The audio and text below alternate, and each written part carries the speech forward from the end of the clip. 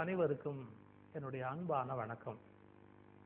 அண்மை காலமா ஒரு பழைய ஞானி ரொம்பவும் பிரபலமா இருக்கிறார், போதி தர்மர் அப்படிங்கிறவர். இந்த போதி தர்மர் அப்படிங்கிறவர் கூட நம்ம புத்தகங்கள்ல படிச்சு நம்முடைய பாரம்பரியத்திலேருந்து தெளிவடைஞ்சு தெரிஞ்சு அப்படிலாம் தெரிஞ்சுக்கிட்டதை விட கொஞ்சம் திரைப்படம் மூலமா அதிகமா தெரிஞ்சுக்கிறதுக்கு இப்ப வாய்ப்பாய் போச்சு. எப்படியோ நல்லவர்களை பெரியவர்களை நாம மறுபடியும் நினைவு கூர்வது ஒரு நல்ல பழக்கம். போதி தர்மர் தான் இப்படி எல்லாம் தெரியாம போயிட்டார் நினைக்க வேண்டாம். போதி தர்மருடைய மூல குரு புத்தர். புத்தரையே நம்ம சரியா புரிஞ்சுக்காம போயிட்டோம்.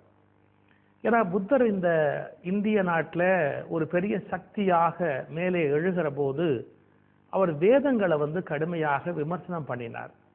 அதுவரையில மக்கள் நம்பிக்கொண்டிருந்த சொர்க்கம், நரகம், மோட்சம் இவற்றையெல்லாம் புத்தர் கேள்வி கேட்க தொடங்கினார். அப்புறம் யாக யஜ்யங்கள்ல ஆடுகளை பலி கொடுப்பதையெல்லாம் கண்டிச்சார்.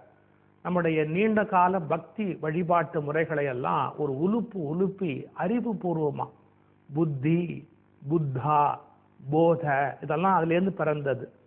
அதாவது நம்முடைய புத்தி என்கிற அறிவின் அடிப்படையில் வைத்துக்கொண்டு மனதை வெளியே தள்ளு என்றவர் புத்தர். அதாவது மனம் என்பது பழகாலமா சேகரிச்ச ஒரு உணர்ச்சி நிலை.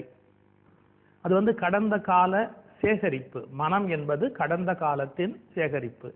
புத்தருடைய மெசேஜ் என்னன்னா, மனதிலிருந்து வெளியே வா அப்படிங்கிறது தான். மனசு அடக்கு கிடக்குங்கிறதுலாம் இல்லை, மனதிலிருந்து வெளியே வா அப்படிங்கிறது தான் புத்தருடைய ஆழமான செய்தி. அந்த வரிசையில புத்தருக்கு நிகராக வந்த சீடர் தான் போதி தர்மர். நமக்கு அவரை பத்தி என்ன ஒரு பெரிய பெருமை அப்படின்னா, அவர் தமிழ்நாட்டுக்காரரு, அவர் காஞ்சிபுரத்துக்காரரு. அதெல்லாம் இப்பதான் கண்டுபிடிச்சிருக்கோம். நம்ம ஆராய்ச்சி பண்ணி அதெல்லாம் இப்பதான் கண்டுபிடிச்சிருக்கோம். அடே நம்பாளப்பா அப்படின்னு கண்டுபிடிச்ச உடனே அவரை பத்தி தெரிஞ்சுக்கணும் அப்படிங்கிற ஒரு ஆர்வம் வந்திருக்கு. அவர் புத்தருடைய கோட்பாடுகளால் ஈர்க்கப்பட்டுன்னு சொல்ல மாட்டேன், ஏன்னா ஈர்க்கப்பட்டுன்னு சொன்னா மனசு இருக்குன்னு அர்த்தம். புத்தருடைய கோட்பாடுகளின் நியாயங்களை உணர்ந்து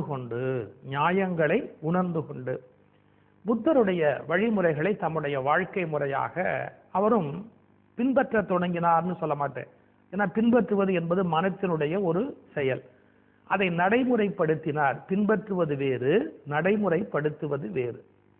அதனால்தான் போதி தர்மர் என்ன சொல்வார்கள், is equivalent to Buddha, is another Buddha.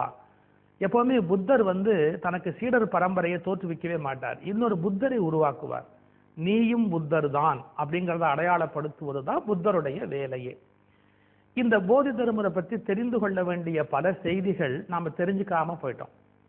புத்தருடைய கருத்துக்களை சீன தேசத்துல கொண்டு போய் எல்லா மக்களுக்கும் தெரிவிக்க வேண்டும் அப்படிங்கிறதுக்காக அவர் சீன தேசத்துக்கு மன்னருடைய அழைப்பை ஏற்று போகிறார். அதற்கு முன்பே புத்த மதம் கொஞ்சம் பரவி இருக்கு. அங்க ஒரு அருமையான சம்பவம் பாருங்க. அந்த ஊர் எல்லையில சீன தேசத்து அரசர் அவரை வரவேற்றாராம். அப்படி வரவேற்கும் போது தொலைவில் நடந்து வருகிறார் போதி தர்மர். அவர் நடந்து வரும்போது சாஞ்சு சாஞ்சு சாஞ்சு நடந்து வர்றார். இதை சீன அரசர் பார்க்கிறார், என்ன இவருக்கு கால் சரியில்லையா, ஏன் இப்படி ஒரு மாதிரி நடந்து வராரு அப்படின்னு. கொஞ்ச தூரம் கழிச்சு பார்த்தா இன்னொரு வேடிக்கையா இருக்கு. போதி தர்மர் ஒரு காலில் செருப்பு போட்டிருக்கிறாரு, இன்னொரு கால் செருப்பை தன்னுடைய கையில எடுத்துக்கிட்டு நடந்து வரார். எப்படி இருக்கும்? பயங்கர காமெடி. ஒரு ரொம்ப பெரிய துறவி, மரியாதைக்குரியவர் அப்படின்னு ஒரு அரசரே வரவேற்கிறதுக்காக வந்திருக்கிற ஆளு கையில ஒரு செருப்பை தூக்கிக்கிட்டு வராருன்னா எப்படி இருக்கும்? ஒரு கையில செருப்பு, ஒரு காலில் செருப்பு, சாஞ்சு சாஞ்சு நடந்து வரார். அவரை வரவேற்று முடிஞ்சதுக்கு அப்புறமா அந்த அரசர் கேட்கிறாரு, தவறா நினைக்க கூடாது, நீங்க ரொம்ப பெரிய மனிதர், ஏன் நீங்க ஒரு கையில செருப்பு வச்சிருக்கீங்க அப்படின்னு கேட்கிறாரு. ஆமா ஆமா, தப்பு தான், ஒரு கையில செருப்பு வச்சிருக்க கூடாது. அந்த செருப்பை எடுத்து தலைமையில வச்சுக்கிட்டாரு போதி தர்மர். என்னங்க செருப்பை எடுத்து தலைமையில வச்சிருக்கீங்க? செருப்பை யாராவது தலைமையில வச்சிருப்பாங்களா?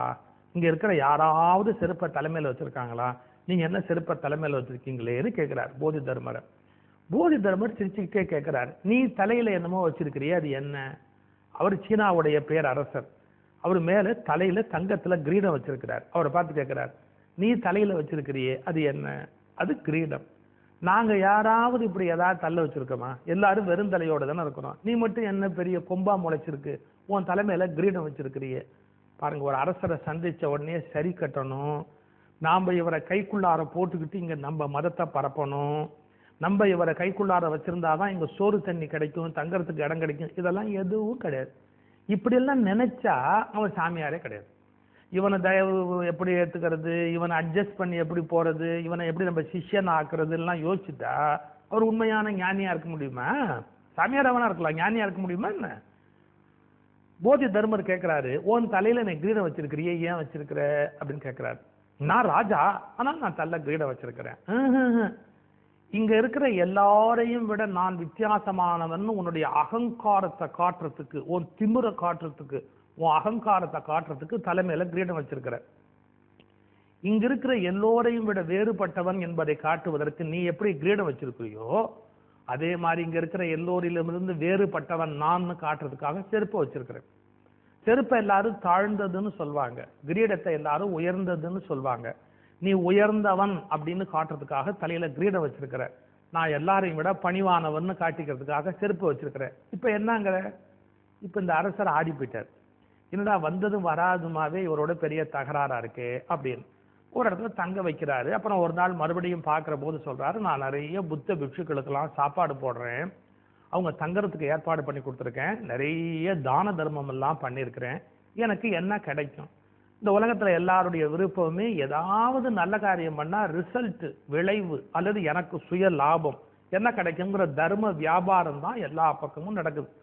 அந்த ராஜா கேட்கிறார், எனக்கு என்ன கிடைக்கும்னு கேட்கிறார். போதி தர்மர் சொல்றார், ஒன்றும் கிடைக்காது. ஒன்றும் கிடைக்காதா? உங்களுக்கெல்லாம் வச்சு சாப்பாடு போடுறேன், இத்தனை சாமியாருக்கு சாப்பாடு போடுறேன், நீங்க எனக்கு ஒரு நன்றியாவது சொல்ல வேண்டாமா அப்படின்னாரு. நீ போடுற சாப்பாட்டை நாங்க சாப்பிடுறதுக்கு நீ தான் எங்களுக்கு நன்றி சொல்லணும். நாங்க என்னத்துக்கு சாப்பாடு சாப்பிடணும்னு என்ன தலையெழுத்து? நாங்க எங்க வேணாலும் சாப்பிடுவோம், என்ன வேணாலும் சாப்பிடுவோம், நீ போடுறதான் சாப்பிடணும்னு எனக்கு என்ன தலையெழுத்து? அதனால நீ போடுற சாப்பாட்டை நான் சாப்பிட்றதுக்கு நீ தான் எனக்கு நன்றி சொல்லணுமே ஒழிய நான் உனக்கு சொல்றதுக்கு ஒண்ணும் இல்லைன்னார். இப்ப போதி தர்மரை புரியுதா?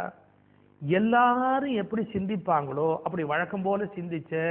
இப்போ ஒரு கூட்டத்தை பாருங்க, இன்னைக்கு சாமியார்கள் என்ன பண்ணுவாங்கன்னா, எதை சொன்னா மக்கள் விரும்புவாங்களோ அதை அப்படியே சொல்லிக்கிட்டு ஒரு கூட்டத்தை சேர்த்துக்கிட்டே போறவங்க. கூட்டத்தை சேர்ப்பவர்கள் ஞானிகள் இல்லை. கூட்டம் என்ன நினைக்கிறதோ அதிலிருந்து மாறி உண்மையை அறிவிக்கிறவர்கள் தான் உண்மையான ஞானி. போதி தர்மர் அப்படிப்பட்ட ஒரு உண்மையான ஞானி. அவர் என்ன பண்றாரு, சீனாவில் தன்னுடைய பிரச்சாரத்தெல்லாம் ஆரம்பிக்கல, தன் மத பிரச்சாரத்தை ஆரம்பிக்கல, சௌத்தை பார்த்துக்கிட்டு உட்காந்துக்கிட்டார். எப்படி? ஒரு சாதாரண சௌறு, அந்த சௌத்தை பார்த்துக்கிட்டு உட்காந்துருக்காரு அவர் பாட்டுக்கு.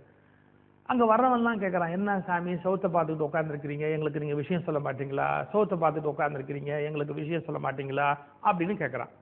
அவர் பேசாம உட்காந்துருக்கார். எவ்வளவு நாளா? மாச கணக்கா உட்காந்துருக்கார், வெறும் சௌத்தை பார்த்துக்கிட்டே உட்காந்துருக்கார். கடைசியா அங்க வந்து அதில் ஒருத்தன் சொன்னான், திரும்பி பாரு, நீ எதுக்கு வந்திருக்கேன்னு சொல்லு, நீ சொல்ல வந்த விஷயத்தை எங்களுக்கு சொல்லிக் கொடு. இப்படியே வற்புறுத்தினான் பாருங்க. போதி தர்மர் கேட்கவே இல்லை.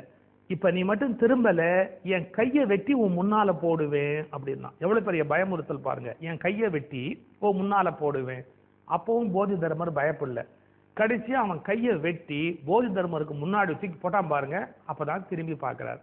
திரும்பி பார்த்துட்டு சொல்றாரு, நான் ஏன் சவுத்தை பார்த்துக்கிட்டு உட்காந்தேன்னு எல்லாம் கேட்டீங்கல்ல, இங்க இருக்கிற உங்க யாரு மூஞ்சிக்கும் சவுத்துக்கும் வித்தியாசமே இல்லைடாங்க. எவ்வளவு கடுமையான வார்த்தை பாருங்க. இந்த சவுறு எப்படி இருக்கோ அப்படித்தாண்டா உங்க மூஞ்சி இருக்கு.